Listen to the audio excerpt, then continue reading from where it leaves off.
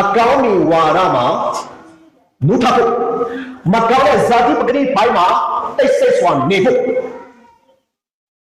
ဆွေးမှာအပေးမပြောဖို့ကျွန်တော်ရောက်ဒီမှာရှိအရောက်တဲ့ကျုံးစားအားထုတ်ဖို့ရည်မကြီးလားအကြောင်းအပြစ်ပြောရတဲ့နေရာမှာတိတ်ဆိတ်တော့ဖြစ်ပါစေဘုရားမကြီးပါစေဘုရားမကြီးပါစေဘုရားကတင်လို့အပြစ်များကိုခွင့်လို့တယ်လို့ကျွန်တော်အားလုံးကတဘာရအပြစ်များကိုခွင့်လို့ရမှာဖြစ်တယ်ဘုရားဘယ်လိုတတ်မှတ်ပြီလဲသူများကိုအပြစ်မပြောတော့သူကိုအောင်မီတော့သူတော့ဘုရားကမြင်ပြီးတာဖြစ်တယ်ဘုရားမကြီးပါစေဘုရားမကြီးပါစေအကြောင်းတိတ်ဆိတ်ကမှဖြစ်တယ်တက်တာပါလေနော်အတက်တာမှာ philosophy အတွေ့အခေါ်ရဲ့အရင်မများရဖို့တက်တာပါလေ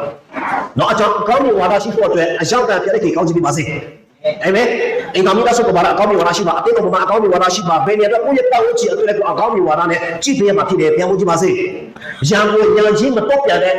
ဒေါင်းလေးကြီးလို့ကျွန်တော်အသက်ရှင်မှာဖြစ်တယ်ရှောလောကတော့တာတယ်ရံကိုရချင်းသူမတော့ပြန်ဘူးရှောလောကတော့ပြန်ပြီးမှစမတိုင်းမိသားနဲ့အစိတ်ကြီးတဲ့အောင်မြင်ကြီးကိုယူခဲ့တဲ့တောင်းလေးကြီးဖြစ်တယ်